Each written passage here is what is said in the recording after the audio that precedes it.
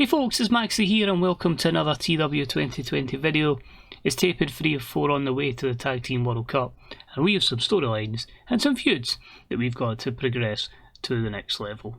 Without further ado, strap yourselves in, it's another episode of Impact on Axis TV. So it's just the 13 segments today, but I do think it pretty much covers most of the feuds we've got going. As we know, we had the four teams that are in the Tag Team World Cup with one representative of each team in action last week. The other 4 will be in action in a fatal 4-way match later on tonight, but we decided to start the show with a little bit of verbals between 2 of the big mouths of 2 of the teams, of course being Platinum, Max Caster, and the real one, Enzo. Promo gets a 57, it's just Caster just talking about the shortcomings of Enzo and just saying, you know, how both represent New York. One of them's doing them proud, one of them's just a bit of a mess. And then Enzo just talks about how Max Caster's a nobody. He's got a funny moustache, as you can see by his picture. I'm terrible for insults, so just let's say they verbally beat each other down, and there is no real winner here. But 57, that's because Enzo wanted to be unscripted, which Max Caster struggled with. Straight into some good wrestling action though. Superb matchup, Claudio Castagnoli defeating Chris Sabin in 9:31 with a neutralizer. 61, getting Claudio a victory here, and a matchup I think would be pretty good in real life. And the 66 for Claudio, and a 52 for Chris Sabin. After this, Moose comes down and just says to Claudio, he's completely in his head that Claudio can't stop thinking about Moose. And if he wants his chance, fine, he'll give him it next week on an Impact. We will see Moose and Claudio one more time for Moose's television championship. So Moose must be confident, if that's the case, in this 58 rated promo. Moved along to some Knockouts tag team action, and it was a poor matchup. Fire and Flavor picking up the win over Dash Chizako and Venny in 8:10 when Kira Hogan pinned Dash Chizako. Venny carried the match with a superb performance at 48, but I just felt like in this instance we need to build up Fire and Flavor a bit more before their tag team championship match, and a 41 is the outcome. And this one was the storytelling, it was our storytelling match of the night. We then cut a promo just giving some verbals to Matsumoto and Sata Omura, just saying, you know, they're the underdogs here, they know how good the 2 Japanese women are, but they feel like this is their time to shine again. And Impact 33. More Knockouts action is a decent matchup. Saw Diona Purrazzo pick up a victory over Su Yung in 7:49 by submission via a Fujiwara armbar. A 54. It's just a case of every so often Diona will get matches she wins because she's got the skill set, but the overness is maybe not quite where I need it to be, so if we can keep getting her gaining momentum, hopefully overness will follow. But a good matchup at 54, pretty solid for our Knockouts division. Speaking of the Knockouts division, we've got some more action, which Ronda Rousey's coming down to scout. So a 71 there tells you that she is coming down to watch Thunder Rosa, who will be in action next. And Thunder Rosa was in pretty much a preparation match for that matchup with Ronda Rousey in a month's time. Good matchup. Thunder Rosa picks up the win over Bea Priestley in 12:29 with La Rosa. A 59, despite both ladies having great chemistry together.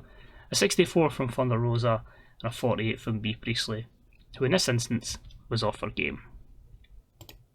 We then move along to some X Division action. So a lot of our divisions have, fairly competitive action unfolding, and it was about to have some decent reaction from the crowd and subpar wrestling as the team of Suicide and Frankie Kazarian pick up the win over Ultimo Vampiro and Xperia in 10:30 with Kazarian pinning Xperia with the wave of the future. So 2 younger talents that will certainly gain from wrestling against Frankie Kazarian, but a 44 in this X Division contest. And of course Kazarian and Suicide have their issues with Loki and Shelton Benjamin, and the 2 veterans come down to the ring and they just beat the crap out of Frankie and Suicide, with Shelton nailing Suicide with a pay dirt. So 48, you can see where we're going with our X Division matchup for the Tag Team World Cup, with a very tag team themed event. Then had that fatal 4-way match between the other competitors in the World Cup. For tag teams, good match up, it's Cash Wheeler of FTR defeating Doc Gallows, Enzo and Max Caster in 12-13 when Cash Wheeler pinned Enzo with a Yakuza kick.